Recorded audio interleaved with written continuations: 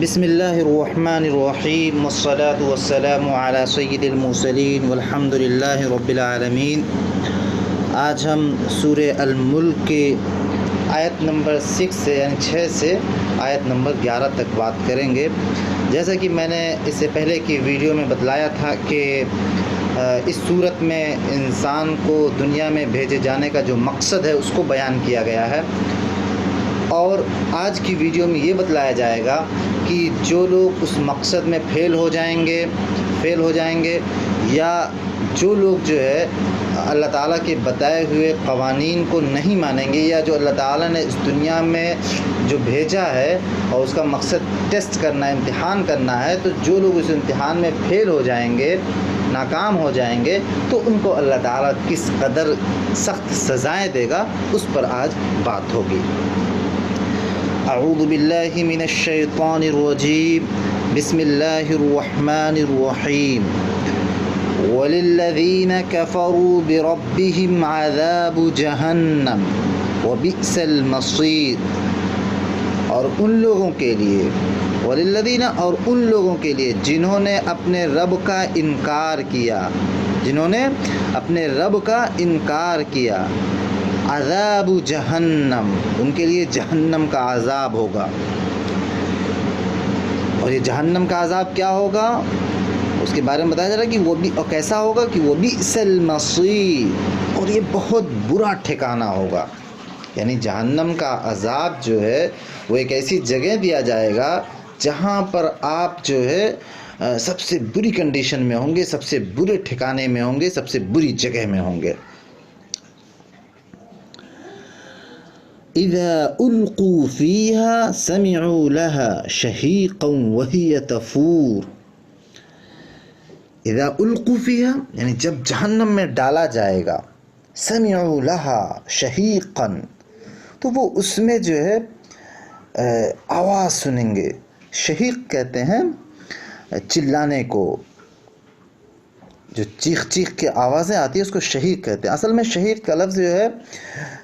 گدھے کی آواز، گدھے کی سی جو آواز ہوتی ہے اس آواز کے لیے استعمال ہوتا ہے۔ اور تفور کا مطلب ہوتا ہے، فارفور کو مطلب ہوتا ہے کہ جوش کھانا، یعنی جو ہے کسی چیز کا جو ہے جوش ماننا، اس کے اندر جو ہے اگر آگ ہے تو آگ کا جوش ماننا، یعنی اس کی آگ بہت تیز ہو جانا، اس کی لو جو ہے بالکل جو ہے باہر تک آ رہی ہوں، اس مفہوم میں استعمال کیا گیا۔ اب اس کا مطلب ہو گیا کہ جب انہیں اس میں ڈالا جائے گا تو وہ اس میں جو ہے چیخیں سنیں گے۔ اور یہ کیسی چیخ ہوگی؟ ایک تو چیخ یہ اس بات کی ہوگی کہ اس میں جو پہلے گئے ہوئے لوگ ہوں گے، پہلے ڈالے گئے ہوئے لوگ ہوں گے، وہ بہت پریشان ہوں گے، چیخ رہے ہوں گے، تو وہ اس کی چیخ سنیں گے۔ دوسرا مطلب اس کا یہ ہے کہ جہنم خود چیخ مار رہی ہوگی، ٹھیک ہے، تو وہ جو ہے اس چیخ کو سنیں گے۔ وہی تفور، اور وہ جو ہے بالکل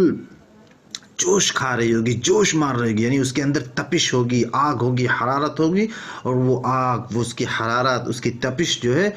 اس کی شدت اتنی زیادہ ہوگی کہ وہ بالکل جو ہے جوش مار رہی ہوگی، ابل رہی ہوگی۔ یہ مفہوم۔ تکاد تمیز من الغیظ کلما القی فیہا فوج سألہم خزنتہا الم یأتکم نذیر۔ تکاد تمیز من الغیظ، تکاد کہتے ہیں قریب ہے، قریب ہونے کے معنی میں، اور تمیز کا میں یہاں مفہوم ہے پھٹ جائے، من الغیظ غصے سے، یعنی وہ جہنم جو ہوگی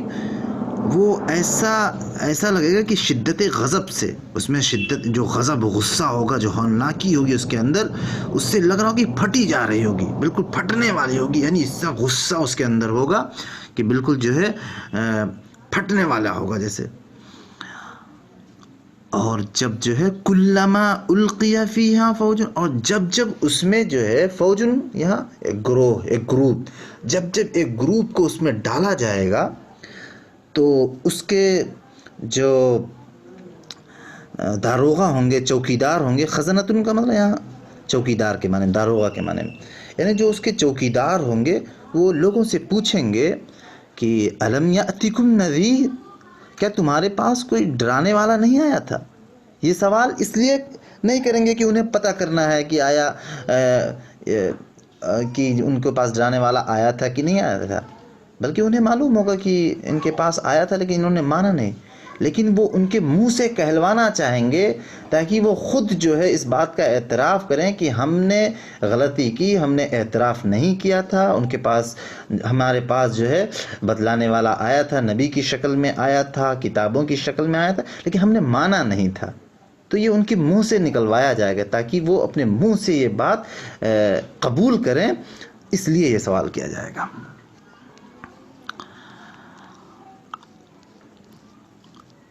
قالوا بلا قد جاءنا نذیر، تو وہ کہیں گے، کیا کہیں گے؟ کیوں نہیں، قد جاءنا نذیر، ہمارے پاس ڈرانے والا آیا تھا، فکذبنا وقلنا ما نزل اللہ من شیء، لیکن ہم نے جو ہے جھٹلا دیا، یعنی ہم نے نبی کو نبی نہیں مانا، اور ہم نے یہ کہا کہ وَقُلْنَا مَا نَزَّلَ اللَّهُ مِن شَيْءٍ، اللہ تعالیٰ نے کچھ بھی نازل نہیں کیا ہے، یعنی جس چیز کا نبی دعویٰ کر رہے تھے کہ یہ کتاب اللہ تعالیٰ نے نازل کی ہے، میں اللہ تعالیٰ کی طرف سے بھیجا ہوا پیغمبر ہوں، تو وہ دونوں کا جو ہے انکار کر دیے تھے، جھٹلا دیے تھے۔ ان انتم الا فی ضلال کبیر، یقیناً تم لوگ جو ہے بڑی گمراہی میں تھے، یعنی وہ جواب دیں گے ہاں خبردار کرنے والا ہمارے پاس آیا تھا مگر ہم نے اسے جھٹلا دیا اور کہا اللہ نے کچھ بھی نازل نہیں کیا ہے، تم بڑی گمراہی میں پڑے ہوئے ہو، یعنی تم بھی بہکے ہوئے ہو اور تم پر ایمان لانے والا لوگ بھی سخت گمراہی میں پڑے ہوئے ہیں۔ یعنی یہ کہہ دیا تھا جو لوگ جو ہے پیغام لے کے آئے تھے، جو لوگ مان رہے تھے، ان کو کہہ رہے تھے کہ تم لوگ گمراہی میں پڑے ہوئے ہو۔ وَقَالُوا لَوْ كُنَّا نَسْمَعُ أَوْ نَعْقِلُ مَا كُنَّا فِي أَصْحَابِ السَّعِيرِ، اور وہ کہیں گے کاش ہم سنتے اور سمجھتے تو آج اس بھڑکتی ہوئی آگ کے سزاواروں میں نہ شامل ہوتے۔ دیکھیں یہاں پر دو باتیں کہی گئی ہیں، نسمع اور ناقلو، یعنی ہم سنتے پھر ہم سمجھتے۔ تو اس بات سے پتہ چلتا ہے کہ جب بھی کوئی بات جو ہے، کوئی نئی بات آئے تو پہلے ہمیں اس کو سننا چاہیے، پہلے اس پر ہم سنیں گے، اگر وہ اورل فارم میں ہوگی یعنی زبان کی شکل، زبانی شکل میں ہوگی تو ہم اس کو سنیں گے پہلے، پھر اس کے بعد ہم اپنا دماغ استعمال کر کے اس کے غلط یا صحیح ہونے کو جج کریں گے، لیکن پہلے ہم سنیں گے۔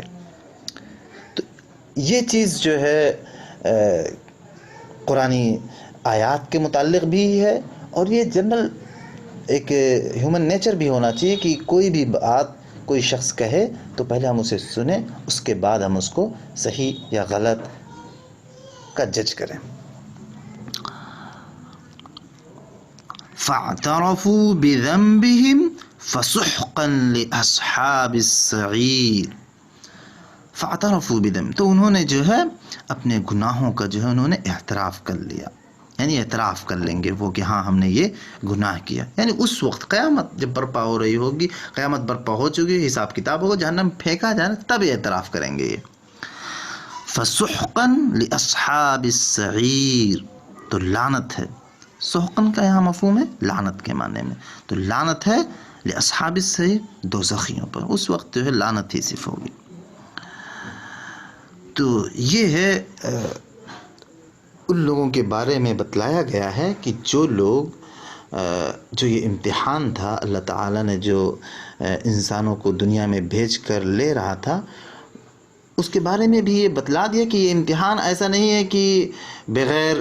پڑھائے ہوئے، بغیر ان کو بتائے ہوئے لے رہا ہے، بلکہ اللہ تعالیٰ نے اس کے لیے باقاعدہ انتظام کے ساتھ نبی بھیجے، کتابیں بھیجی تاکہ آپ سیکھیں، سمجھ لیں، ٹھیک ہے، اس کے مطابق زندگی گزاریں، پھر ٹیسٹ ہو رہا ہے۔ ایسا نہیں ہے کہ رینڈم ٹیسٹ ہو رہا ہے کہ بغیر